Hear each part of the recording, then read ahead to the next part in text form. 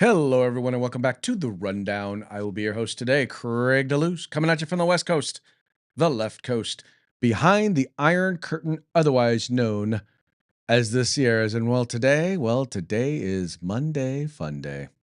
I stop what you're doing, cause I'm about to ruin the image of me that you're used to. I look money, a king bee making honey, see? Deep state, I hope you're ready for me. Now gather round, I'm the new sheriff in town. All my people rise up and stand your ground. Now drink up all the Diet Coke you got on your shelf. So just let me introduce myself. My name is Trump D. I like my mashed potatoes lumpy.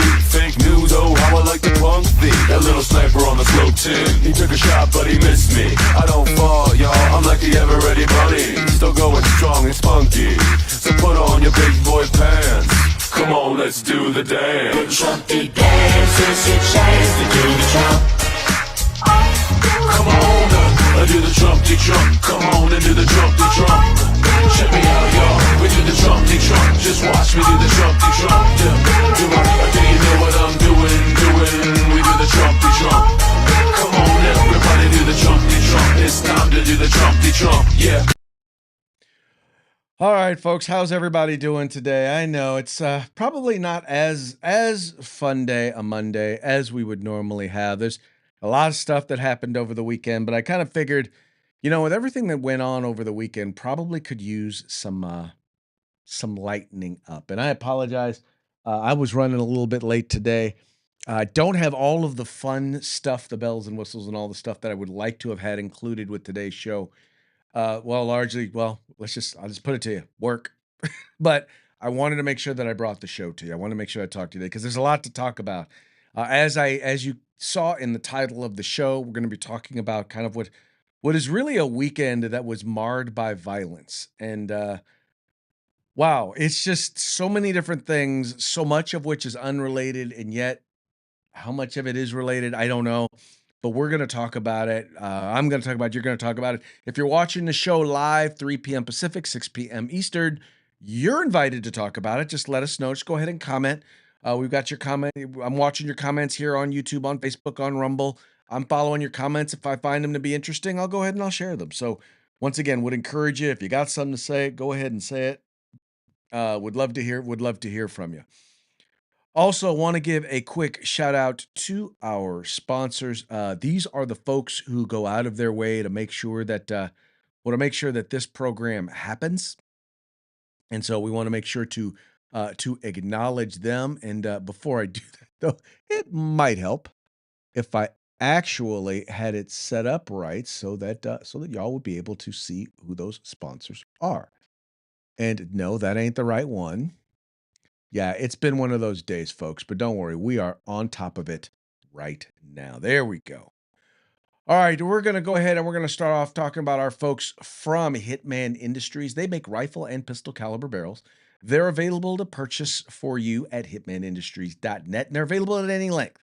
If you've purchased an AR in the last few years, there's a good chance you already have one of their barrels, so why not get another one? Whether you're looking to do a brand new build, or maybe you're looking to rebarrel your old rifle, check them out today at hitmanindustries.net. Then we've got the California Republican Assembly working to help elect conservatives at all levels of government, from school board all the way up to President of the United States. Ronald Reagan once referred to CRA as the conscience of the Republican Party. Won't you please check them out at cragop.org? That's cragop.org. If you want to be a part of California's future today, you got to join CRA. And then we've got the best in concealed carry tactical holsters available on the market at hawgholsters.com. That's HAWG holsters.com, because they like helping Americans wear guns. And if you want to buy a holster from them, do yourself a favor, by the way. Make sure you use the discount code The Rundown. All caps, no spaces, one word, just like it is right up there. And you're going to get a nifty little discount when you buy it, when you purchase there. And then finally, the place to go to get all of your tactical gear. You will find all things tactical except the gun at uscombatgear.com. They specialize in group sales. So go there, check them out, get your agency together, get your group together, get your department together, get your club together, team together, whatever it is. Go to uscombatgear.com. Once again, huge selection, great pricing, best customer service you'll find on the market. Check them out today, uscombatgear.com, where you will find all things tactical except the gun. All right. Well, you've probably been following this story. It is a big story, and it's a big story for a number of reasons, right? I mean, if there was ever if there was ever a story that hit on multiple topics, multiple subjects, something that needed to be addressed, it's this particular story, and it's the violent attack that took place over the weekend there in Australia. It was a shooting that took place. It was a father and son duo. Uh, it was a father and son duo at Bondi Beach in Australia. They decided that they were going to attack a Hanukkah celebration, and well, let's just say it's weird. I don't want to say it's weird. Weird's not the word I'm looking for. It's tough because they killed 15 people. Not only did they kill 15 people, but keep in mind this is a place that brags about the fact that they have no gun violence. That by getting rid of private ownership of the mean, nasty, evil guns, no one allowed to have handguns, no one allowed to have anything but shotguns. That they believe that they had put an end to gun violence. Well, it turns out that is just not the case. Which, by the way, we told them. Many of us told them. And this piece right here over at ABC News. Australia mass shootings latest. Suspects identified after 15 killed at Bondi Beach.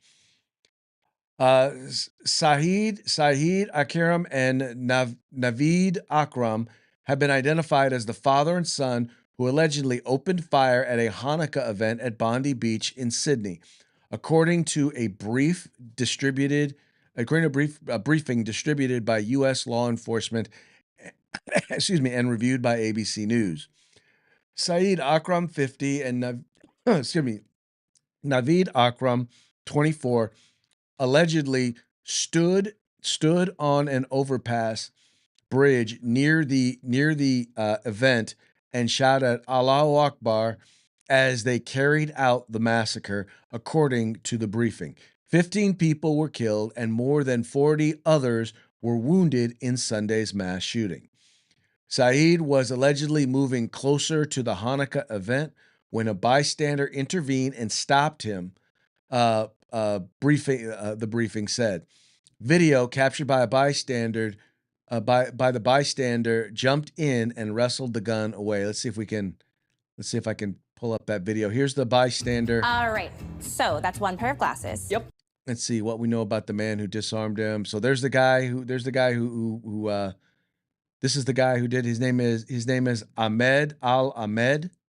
He basically jumped in, and I'm trying to find the video where the guy jumped on him.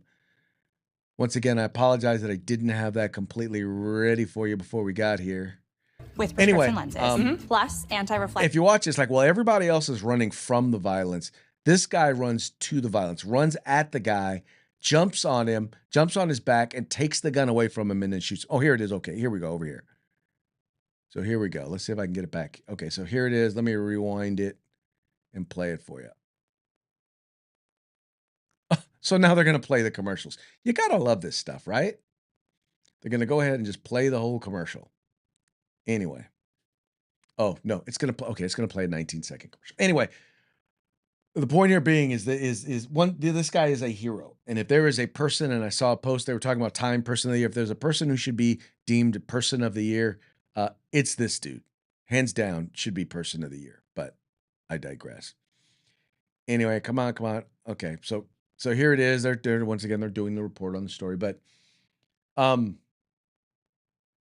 was I going to say? So this is a situation where you don't just have the fact that you have a country that is basically disarmed its citizens. And I want you to imagine this happening in a place like Florida, where people have the right to conceal carry, or in a place like Texas. How long do you think it would have been? Well, especially at an event, at a public event, a public Jewish event, where you know that there's been heightened, what's the word I'm looking for? There have been heightened violences or threats of violence against the Jewish community. There's no doubt that this probably would have been something where you would have probably seen more people showing up, right? You would have definitely seen armed citizens there, prepared to take action. I just I don't think I'm not saying that nobody would have died, but I don't think that 15 people would have been shot. I don't think 15 people had to die. But once again, when you disarm the good guys, you don't disarm the bad guys because the bad guys will always find a way. And we know this. We know this. How do we know this? Because history has told us that this is in fact the case, that is in fact what is going to happen. In places like California, where we have all of the gun laws, other than banning guns altogether, we have all the gun laws that everyone wants, yet we still have mass shootings here. We still have active shooter situations here. We have several every year here in the state of California, and for some reason, the anti-gun community, the left, is convinced that if we ban guns, well, we'll be able to stop it. Well, nothing could be further from the case. Absolutely nothing could be further from the case. The other issue, though, that we're dealing with here is once again the rising levels of anti-Semitism, and how okay we have become with anti-Semitism, how it has become literally okay to be anti-Semitic. And I offer as an example. Now, this was an attack. It was a religious attack. All right. They did this as religious. I don't want to say extremists because okay.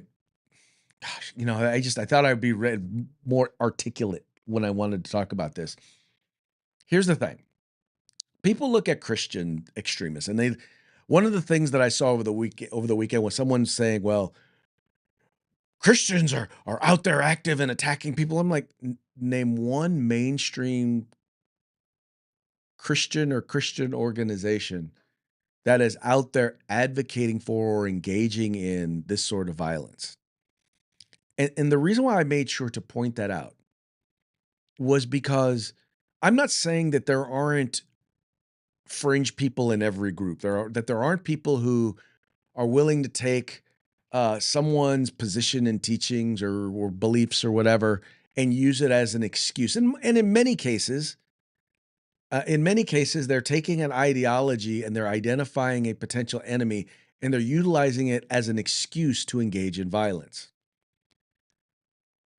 But in Islam, and once again, I don't sit here as someone who professes to be an expert on the Quran, but I've never seen anybody do a really effective job of explaining this. But why does it appear that there are many, many sections of the Quran and a lot of the teachings of the Quran where violence against the infidels, meaning violence against non-believers, those who refuse to convert, is not just acceptable, but encouraged? I mean, it's I understand that early on, a lot of Muhammad's teachings were peaceful, but I also realized that there was a change, and then his later teachings were a lot less than peaceful. I understand that there are many peaceful Muslims out there who do not engage in violence, and just because you are Muslim does not mean that you are necessarily prone to violence. But when engaging in violence is actually consistent with the teachings of the faith, are you really an extremist? Are you really an extremist, or are you just following the mainstream teachings? And when I say mainstream, I'm not talking about mainstream for society. I'm talking about mainstream within Islam. I really want to understand. I really want to understand this because I don't want to assume that, well, if someone is, I know that being Muslim is not the same as being a jihadist. I know this, right? But how do you know the difference?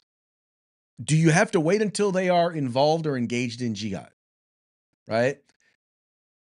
Should people who are not jihadists, should they be condemning when someone does? Should Muslims who are not supportive of this, should they be saying this is wrong? But even when they say it's wrong, I notice they don't say that it's not consistent with Islamic teachings. Once again, I could be 100% wrong on this, but nothing I have seen so far has led me to believe that I am wrong on this. And if I'm wrong, please go ahead. Share with me whatever you got. I'm wide open. Right? But at a certain point, we have to realize that much of the violence that's taking place in the world is from a particular group of people who practice a particular faith. Whether it's wars that are currently being engaged in, whether it is genocides that are currently being engaged in, whether it's terrorist attacks that are currently being engaged in, whether it's honor killings that are currently being engaged in, it is undeniable that disproportionately those who practice the Muslim faith are at the center of all of this. And, they're generally not the victims. If they are the victims, then even then, they're generally the victims of other Muslims. I don't know. I think we've got to have a real conversation about that, about all of this. And a real conversation means saying some uncomfortable things. And I get when the left says uncomfortable, that means that, well, you white Christian people, if you're white, if you're Christian, if you're a man, you need to sit down and shut up. You don't get a say. But in a hard conversation, all of us get a say. I as a man, I as a Christian, and even though I am not white, I happen to be a conservative, which does not mean that I am white. But I know that my viewpoints, my thoughts are not considered acceptable by many people on the left. But this isn't about left or right. This is about a particular group of people in our society, in our world society, who have decided that first and foremost, Jews need to die. They don't have a right to exist. Right? Their state needs to be gone. The state of Israel does not allow to exist. That's what they believe fundamentally. They believe that women ought to be subjugated. Women, for the most part, are not the equal to men. In many cases, they believe that they are the property of men, of their men. They believe that things like rape are okay. They believe things like violence in the name of their faith is okay. Violence against those who don't accept their faith is okay. Once again, I'm not saying every Muslim, but I do know that it's in that book, the Quran. So then the question then becomes, well, what do we do now? I mean, what do we do? What do we do now with this wake of violence that is now taking place? And in particular, that is going after another group in society, which in this case, specifically, we're talking about the Jewish community. We're talking about not just people who are Israeli, because celebrating Hanukkah is a religion. It is not a nationality, right? The Jewish faith is a religion. And you have people who believe that all Jews need to go. This happened in Australia, right? This was an attack on a particular group of religious folks in Australia in the name of another religion. And the interesting thing about it is the Australian Prime Minister, when he does his statement about it, about the Hanukkah massacre, doesn't even bother to mention Jews. Doesn't even bother to mention the fact that this was an attack on the Jewish community. It says here, Australian Prime Minister Anthony Albanese released a statement after Sunday's terror attack on a Hanukkah celebration in Sydney, in which he made no mention of Jews or anti-Semitism. Albanese wrote shortly after the shooting that the scenes in Bondi are shocking and distressing, and that his thoughts are with every person affected.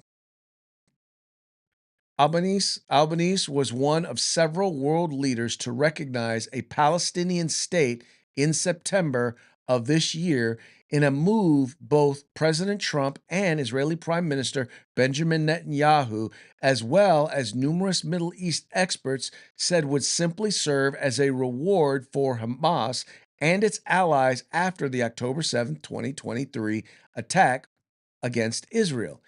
In a statement announcing Australia's decision, Albanese said recognition of a Palestinian state was, quote, part of a coordinated international effort to build a new momentum for a two-state solution, starting with the ceasefire in Gaza and the release of the hostages taken in the atrocities of October 7, 2023. Hamas, for its part, welcomed Western calls for statehood. Gaza, I'm not even going to get it. So the point, once again, being in this particular statement is, number one, well, first of all, let's be real. There is no two-state solution because one side doesn't want a two-state solution. They want a one-state solution, and that one state does not include Israel. They do. What's funny is that they in Palestine, they don't even want a state. They had control since 2006. They've had control of the Gaza Strip. They elected their own guy. They were able to elect their own government and everything, and they handed it over to Hamas to run. And Hamas proceeded to steal every bit of aid, every resource that was sent into the Gaza Strip. They stole it, and if they could sell it, they sold it. If they could use it to make a weapon, they made a weapon out of it, and then they used it against the Jews. They don't want they don't want a two-state solution. They want a one-state solution. That one state does not include Israel. But we don't want to say anything about it. None of that matters. Reality does not matter. The facts do not matter. It's frustrating. It's frustrating because, once again, as we continue to allow, and once again, if you look at what's going on right now in Europe with all of the unrest, in many parts of Europe, in France, in Great Britain, in Germany, you look at what's happening, it is literally, it is overwhelmingly the third world, and in their particular case, it's the Muslim third world that is coming in, that is starting to take over their countries, and they're not assimilating. They're not interested in becoming French. They're not interested in becoming Brits. They want Islam to rule where they live. They want to take over Europe. And right now, they are succeeding. In the United States, they are doing the same thing. And once again, you only got to look at what's going on right now in Minnesota. What has been going on and what has been revealed, that what has been going on with the Somali community there. And once again, there are plenty. I am quite sure there are there are plenty of good Somalis who are adding to society. I do not doubt that. But disproportionately, when I say disproportionately, I mean disproportionately, there are people who are engaged in things and activities that contradict what is best for the West. When I say what is best for the West, I mean what is best for America, what is best for the people there in Minnesota. I firmly believe that, and much of it is being driven by culture. You know, I hear people say that, oh, they want to treat every culture the same. We know not all cultures aren't equal. I hate to say this, but it's not. It really isn't. If you think that it is, then one only need look at the outcomes of failed cultures in certain places. There's a reason why people in places with failed cultures are trying to get into the United States. Because our culture works. There's a reason why, there's a reason why, for example, the poverty rates in urban inner cities is so great. Because the culture there is one way. It's the reason why it's not so great in a lot of these places. You go to some more, we'll call them red communities. Kind of funny. Culture changes. Schools work. Crime is down. People got jobs. Right? Society seems to be working a little better in places like Florida and Texas. Not so much in California and New York. I can't speak totally for New York because I don't live there, but I do live in California. I can tell you, it ain't working out so well for a lot of folks. All right, another event that took place. Well, there was a shooting at Brown University. Right? Individual went into a building, went into a specific class. So an individual Basically, it was around 4 p.m., around 4:30 p.m. at Brown University. So it was almost dark, if not dark, right? It was a Saturday. They decided it was a weekend. They decided they were going to go into a specific classroom. They shot, shot nine. I think they want to shoot nine, 8 or 9 people wound up getting injured. 2 people were shot, 2 people were killed, and the person got away. And in this particular case, they have not caught the folks. They have not caught the guy who did it. In fact, they're still looking around. There are some I forget how many cameras I said, but there are plenty of cameras that are around this campus, and yet they still have not one image of the person, which means that this likely was highly coordinated. I mean, this person must have planned and must have planned well because you don't have an image of the person. They had one person who they had detained, and they tried to they detained a person. He was a person of interest. They've since released this person of interest because none of the evidence points to this particular person, which makes sense. I know a lot of people are on him. They're like, "Oh, well, why are you releasing him?" Well, because none of the evidence points to him. Well, if none of the evidence points to him, why would you release him? I mean, why wouldn't you release him if he's now no longer a person of interest? In particular, if it doesn't, well, then you should probably let him go because that means probably innocent. Anyway, moving right along. So Brown University faces a lot of questions about security policies after sending delayed emergency alert and failing to sound alarms during the shooting. So shooting goes off. They haven't sent any alerts, nothing. Let's read a little bit here. It says Brown University is facing questions over its security policies after its emergency sirens never sounded in response to Saturday's shooting, while taking nearly 20 minutes to send out an alert to students.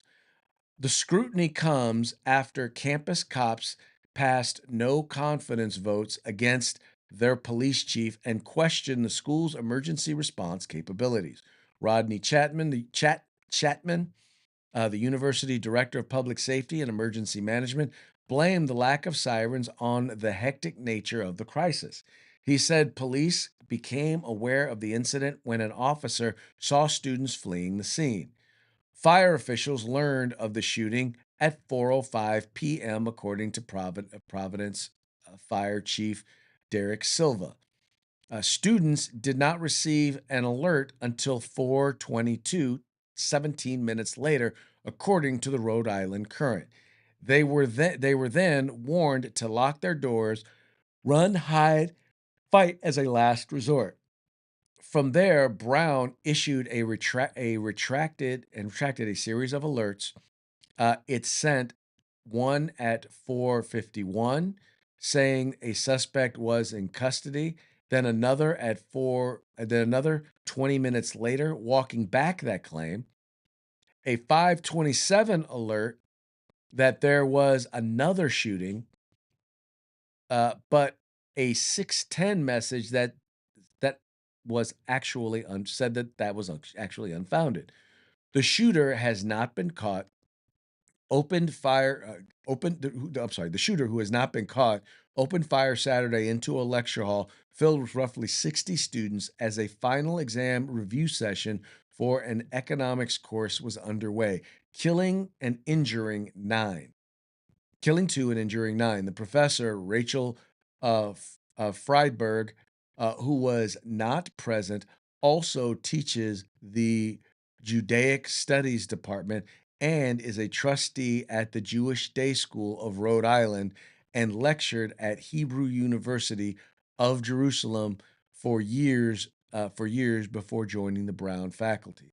Police arrested Benjamin Erickson early Sunday morning in a hotel roughly 17 miles away from Brown and recovered a revolver and a small Glock handgun with the laser attached. He was released later that night because evidence now points in a different direction. Rhode Island Attorney General Peter Naranja said, adding that there was, quote, no basis to consider him a person of interest. Naranja refused to detail next steps in the investigation because, quote, we have a murder out there, frankly, and so we're not going to give away the game plan. Providence Mayor Brett Smiley added, quote, "We believe that you remain safe in our community, even though the assailant remains at large." So in other words, they have no idea where dude is. Um, but like I said, um, they found the guy. The guy had the guns. I'm assuming that they tested him for gunshot residue. Probably tested negative for gunshot residue. They probably tested all the guns. They the two handguns that he had. Turned out not to be the case. I believe I heard that they had found this guy by basically pinging cell phone towers and seeing who was in the area at the time, and seeing who left the area at the time. And this may have just been a dude who was there around in the area and didn't, once again, they didn't have enough evidence to hold him. It does not sound particularly unusual. It does sound unusual that they haven't been able to find anybody, but this was clearly a targeted attack. There's no doubt. Now, that was my first reading that there was any sort of a Jewish context to it. So I hadn't heard anything about that before. That there was any sort of anti-Semitic tie to it or potential tie to it. Once again, we don't know. They don't know. So if they don't know, we don't know what's really up. We don't know what the ties are. We don't know what the motivation was.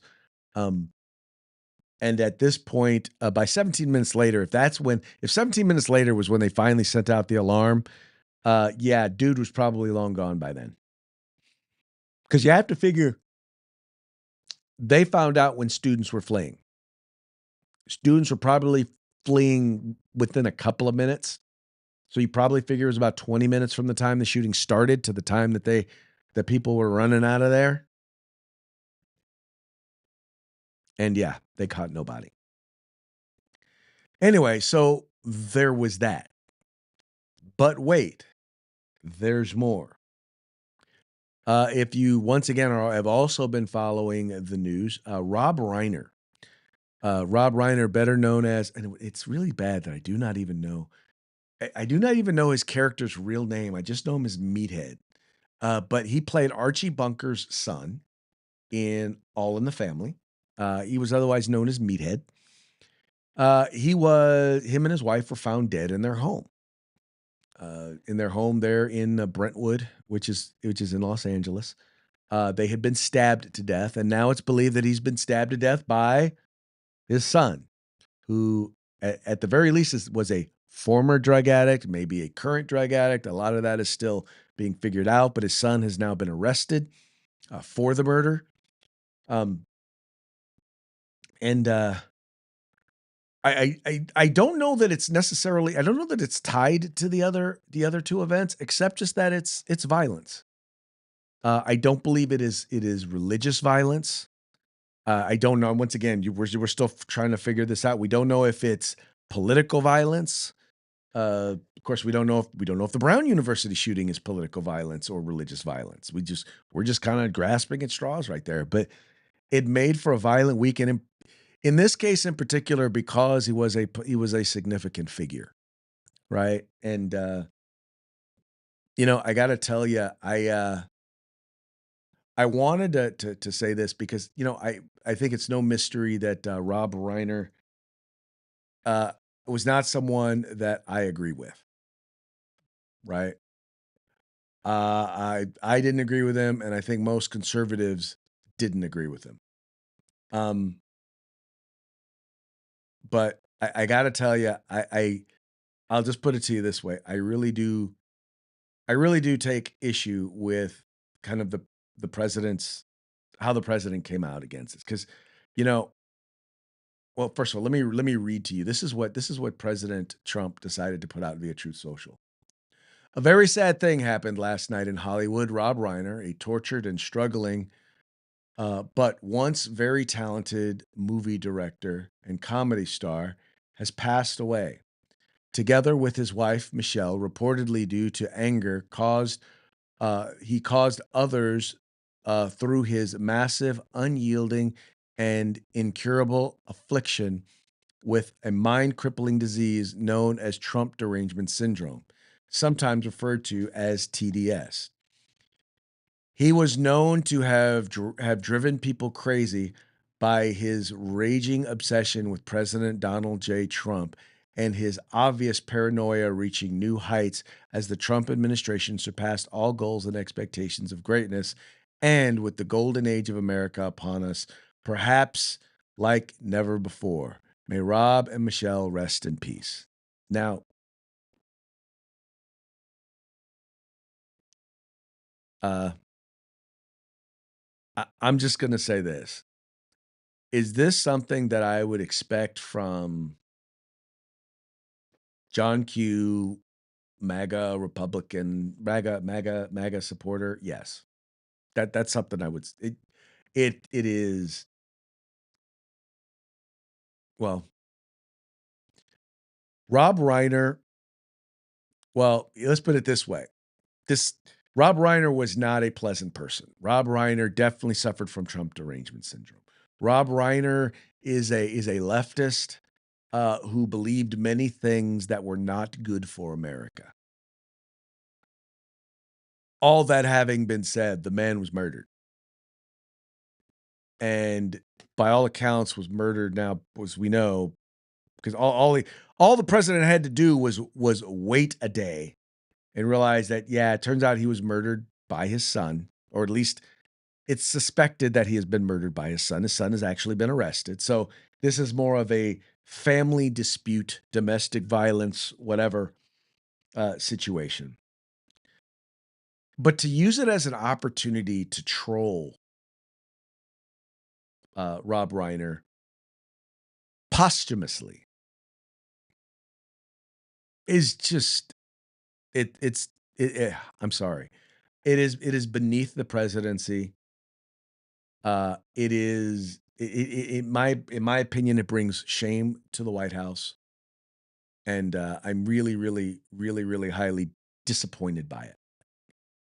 I wish there are many, many times when I'm like, I wish my president would do better. There are many times when I wish my president would be better. For the most part, he does. The policies he's implemented have been fantastic. I realize that he's not always the most articulate when it comes to expressing his views, but I honestly do believe that for the most part, he's not trying to be mean. He's just trying to be effective and trying to get his point across. This was uncalled for, and it was bad form. It was bad tactics, and some of y'all out there, some of y'all MAGA folks out there, are probably going to hate me for saying this. I know you probably are, oh, well, Rob Reiner deserved it, and no. I think back, and I remember, Rob Reiner, when it came to the Charlie Kirk assassination, Rob Reiner actually was like, look, this is just wrong. The man was just, no one should lose their life for believing what they for espousing their views and values and for defending their views and values in the public square. That was Rob Reiner. Once again, disagree with him on 99.9% of things, but he stood up against what happened to Charlie Kirk. Anyway, I just, folks, I think we have to be better. And I get that they do this. I get that the other side is just like this. But if we are, Christians, if we are Americans, we need to do better. We need to be better. And I get the temptation to just succumb to the lowest common denominator. And that's why people like Donald Trump, because he'll say the stuff that we want to say, except he has a much bigger megaphone. He has a much bigger microphone. But that ain't right. That is just not right. And I think, like I said, I want my president to do better. I do. I want my president to do better. Joe Biden wouldn't have done better.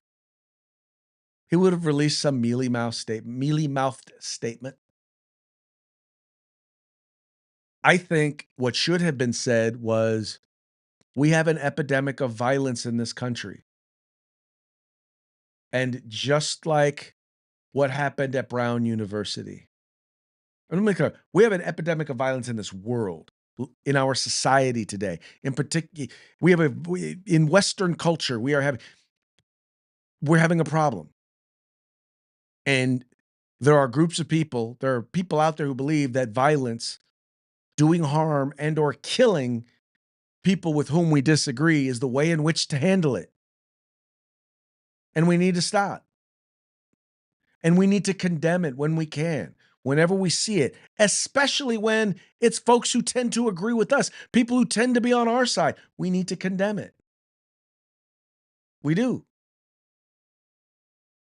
That's why it's so frustrating when you see religious attack, when you see attacks that are clearly motivated by Islam, by the Muslim faith, by you want to call them jihadists, or jihadists is probably an appropriate term, or Islamists or Muslim extremists. That's why you got to call it out. The people who need to be calling out are Muslims. They're the ones that need to be leading the charge against it. If it's right-wing violence, then people on the right wing, conservatives, need to be coming out and condemning. If it's left-wing violence, then the people on the left need to be coming out and condemning it, leading the way and leading the charge. But you don't see that. At least not for the most part on the left. You see it on the right. I don't see Muslims leading the way, coming out and condemning these acts of violence. I don't see Democrat politicians coming out and they condemn the acts of violence, but what they're not doing is they're ignoring the rhetoric underneath it that's causing it. That's motivating people to do it. And when I say motivating, yeah, there are the people on the left who are out there looking to engage in violence. But for the most part, I think they're crazies. And they're crazies who are utilizing left-wing ideology as an excuse to engage in violence. One such plot, by the way, was actually broken up. That's right. One such plot was actually broken up here. Let me see if I can pull it up and find the news story. One such story was actually broken up. Where are we at here? I have to apologize. I was just completely and utterly not really ready for today's show, but I really wanted to make sure that I got this out. Anyway, there was a plot that took place, that was about to take place, that was planned and was ready to go. And it was broken up by the FBI. Here we go. Terrorist plot broken up.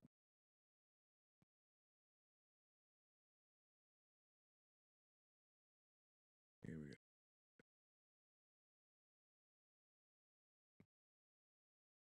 Okay, here we go. Apologize about that, folks. I'll do better. All right, here we go. Remarkable women nominated. Yeah, nah. All these little pop-ups. Gotta love pop-ups, don't you? Like the thing. Okay. Terror plot involving series of bombings across Southern California foiled, officials say. An intense investigation by multiple agencies led to the thwarting of a terrorist attack plot targeting multiple locations in Southern California, federal officials announced. The Department of Justice and the FBI's investigation prevented what would have been a massive, horrific plot in the Central District of California. United States Attorney General Pam Bondi stated on Monday morning she referred to the Central District of California as Orange County and Los Angeles. In reality, the district includes Los Angeles, Orange, Riverside, San Bernardino, San Luis Obispo, Santa Barbara, and Ventura counties. Bondi identified the group behind the alleged terror plot as the Turtle Island Liberation Front and described them as a far-left, pro-Palestine, anti-government, anti-capitalist. The series of bombings that the group was planning were multiple targets in California, and they were set to occur on New Year's Eve, Bondi said. The group was also allegedly going to target U.S. Immigration and Customs Enforcement agents and vehicles. Quote, "This was an incredible effort by our U.S. attorneys and the FBI to ensure American people can live in peace. The Attorney General said, we will continue to pursue these terror groups and bring them to justice. Wow, oh wow. Folks, that now keep in mind, now once again, here is a terrorist plot plotted by the left.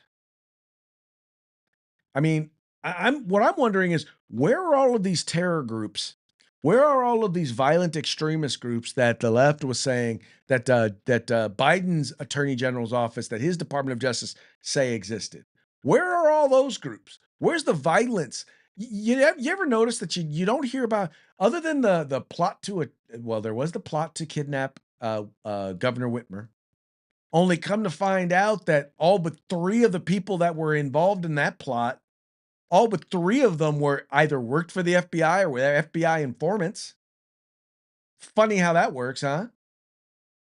9 people were sent in, and they basically caught 3 people by surrounding them with 9 people who were pushing and encouraging this plot to go forward.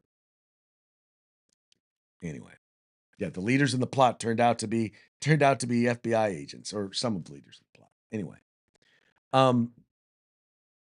but I bet you that won't be the case here. I bet you they won't find out that, oh yeah, everybody involved in the plot were FBI informants. Bet you that ain't the case. Anyway, I'm glad that they're catching these folks, but folks, they're not going to catch everybody.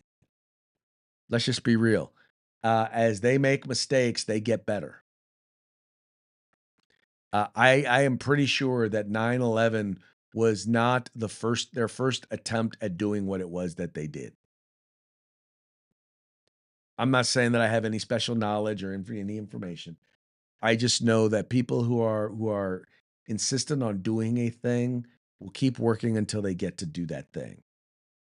And the point is that there are people out there, they are plotting and they are planning. And all you can look at is the underlying things that are leading to them wanting to do this stuff. And I'm serious. There's got to be some sort of a reckoning. And I am all for religious freedom. I really am. We've got to figure this out.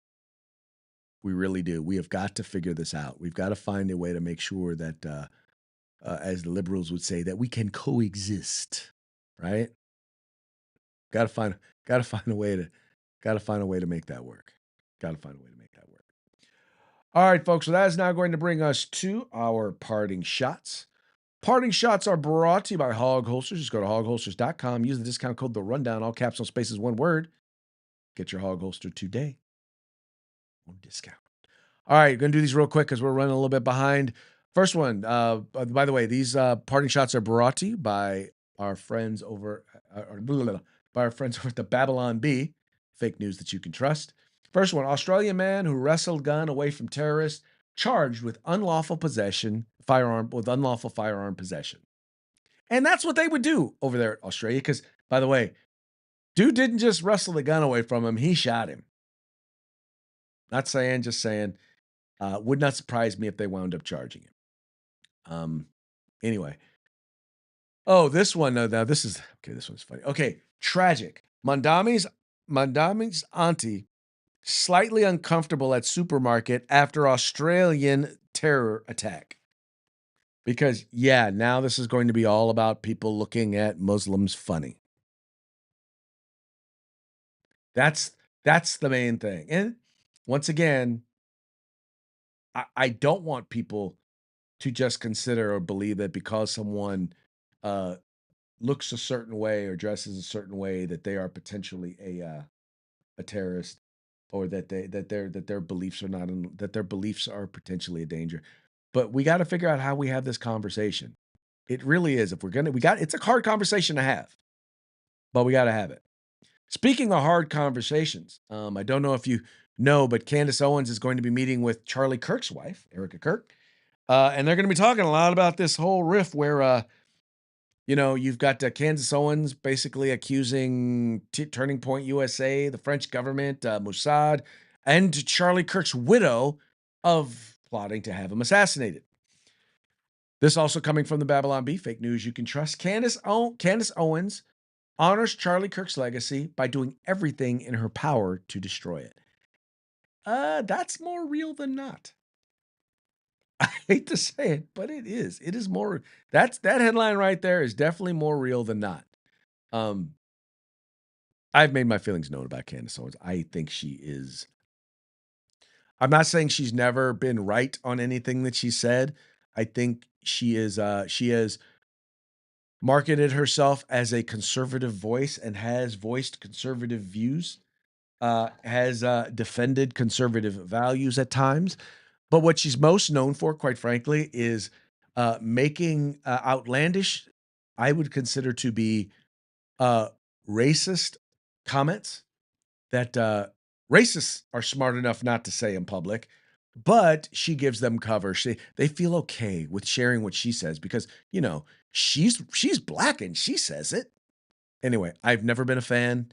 I know that she came from the left, and I believe she never left the left.